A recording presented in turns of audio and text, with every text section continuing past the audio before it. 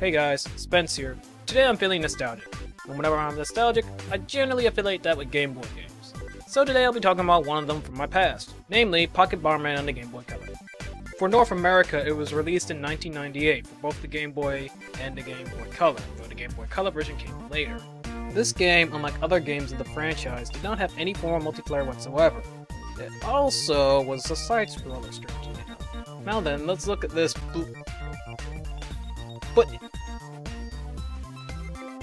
Let's look at this fun game from the past with no blasting involved. Long ago.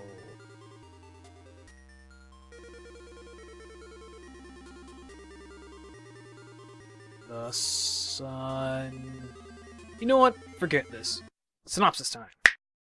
Once on a planet, long ago, some black clouds came and covered the world. The only solution was the sword of the sun, and the one who pull it would be the one. But the sword was sealed away by the 5 stones, and each one guarded by a monstrous foe.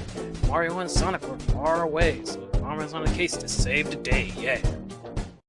A minute and 25 seconds condensed into 18 seconds.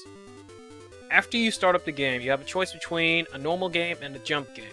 The jump game is essentially a challenge mode that I'll get into later, and the normal game is the main mode. When you start the game, Bomberman begins his ascent up Evil Mountain. You know, the mountain from the intro I totally skipped. Anyway, he starts on the forest level. There, it essentially acts like a tutorial. Through all the areas that Bomberman will go through in this level, Bomberman will find essentially at least one of every power-up. Well, except for really one, and then he'll run to the power downs, which you'll only see here in the last level, but that's still just only a little bit of an inconsistency. Same thing for spikes too, also only here and in the last level. Weird. I guess the bad guy couldn't afford them. The goal of each area is to kill all the enemies and then proceed to the exit. There is a time limit, but I never encountered a problem with it. Except for one level. After blasting your way through the 5th area, you then encounter the game's first dangerous and daunting boss! A giant tree! Seriously? Okay, 1, it's a tree. Sure, more dangerous than Wispy, but still a tree.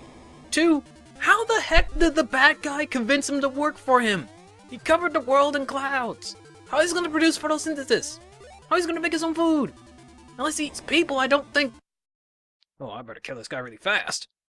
Anyway, after you kill the Mortal Kombat tree, you then gain the first power stone. Then, well, you move on to the next level, which is... the ocean. Okay, when I was younger, I just assumed Bomberman went swimming up the waterfall somehow. Now, with that being said, there are no oceans on mountains. There are rivers, there are streams, maybe even a lake somehow. But not oceans. But whatever. I'm reading too deep into it. It's around the water level you start encountering things that are, well, specific. Like these jets of water Bomberman can use to go up to higher places. And enemy types too, like the fish that swim around diagonally, and the clams that...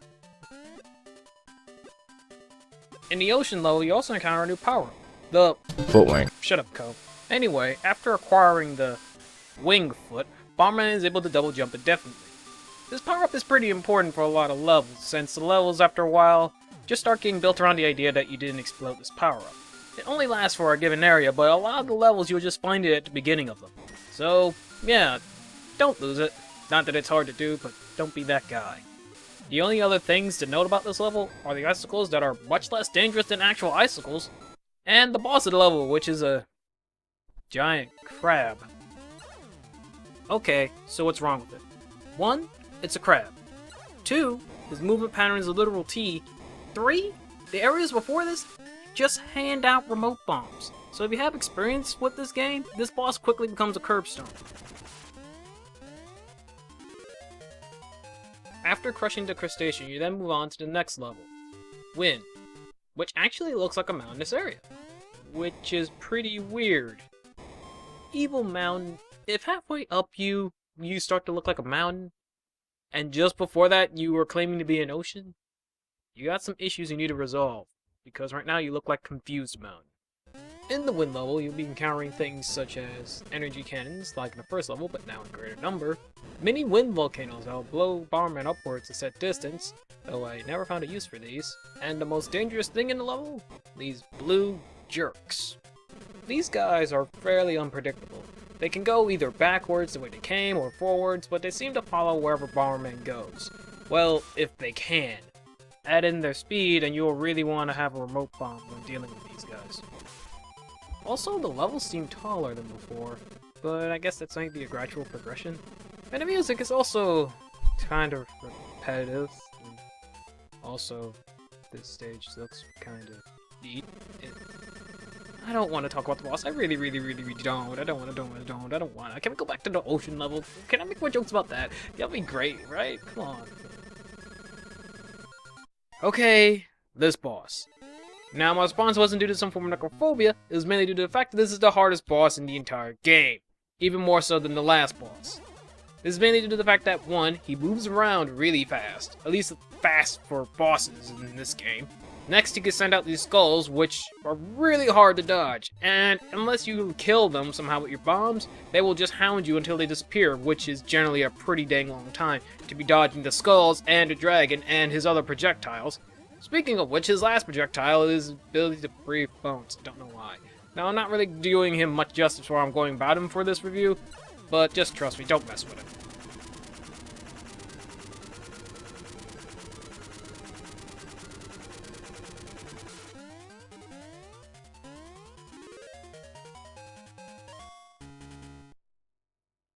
After taking the third power stone and essentially beating the game, you then move on to the fourth stage, Cloud. I'm not even going to waste time. This level is really bland. There aren't any new hazards or anything going on in this level. And, well, there are new enemy types, but that's really about the extent of anything I can even really talk about. So let's skip ahead to the boss, which is a six-legged, three-eyed tiger spider. Okay. Look, if I start questioning it now, I'll start questioning why is the spider the boss of the cloud area? How did the spider get up to the cloud area? Well, how the heck is Bomberman walking around on clouds? And I'll probably circle back to the ocean all over again. Though I'll give this boss some credit, it is the second hardest boss, next to the skeleton dragon and right above the last boss.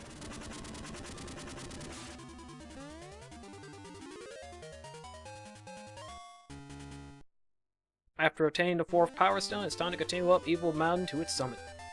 Also known as Evil. I like Confused Mountain better. After your final boss spoilers, seriously guys, Bomberman facing a castle too hard for you? You're in the castle. The castle is not very well insulated, being made of brick and all, so it has burners scattered throughout. The burners themselves can be turned off with explosives, I mean, why wouldn't they? And they're really easy to dodge, unless you frequent jumping into open flames. The castle also seems to have some history behind it. It has some happy fun time wheels, where essentially Bomberman will be stuck if he happens to get too close to these. There are also springboards, like in the cloud level, except, you know, actually useful and worth mentioning. And these slot machines, which give you 1-ups, but it's very rare, so I don't usually waste too much time on them. Enemy-wise, this time around, you're dealing with snakes with wings on them. They don't actually fly, they just descend slowly when they fall. And then there are these skeleton birds, one of the most dangerous enemies in the game. 1, they take 2 hits to kill. 2, they actually go through terrain. 3, when you hit them once, they move much faster. And finally, after all of that, you can face the last boss, the Demon Old Guy. Now, as I said before, he is the third easiest boss. This is mainly because, while he can teleport around, he only teleports to specific areas dependent on where Bomberman is standing. So, yeah, it's pretty easy to abuse. The main thing that makes this boss difficult is the fact that he takes more hits to kill than all the other bosses.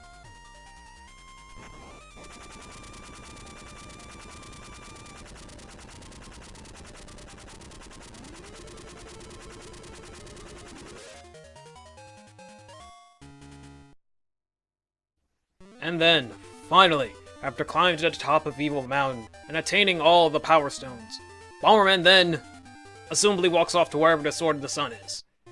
Anyway, after that, he then pulls it.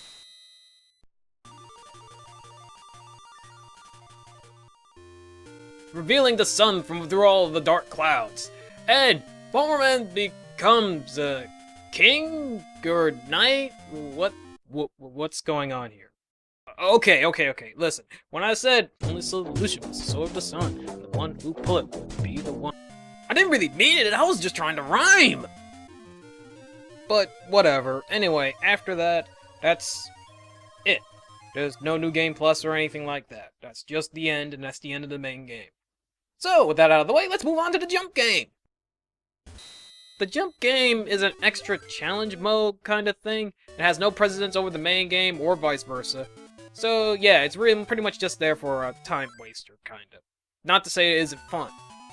In the game, Bomberman is cursed to have his jump button held down, so he jumps consistently throughout the game. Your main goal in the game is essentially to kill the boss and then move on to the next area of the obstacle course. Vertical obstacle course, whatever you call that. The only other thing to note is that the bosses also made an appearance in the Virtual Boy game, and actually have names, but the less we talk about the Virtual Boy, the better. So, yeah. In all, Pocket Bomberman is a pretty good Game Boy game.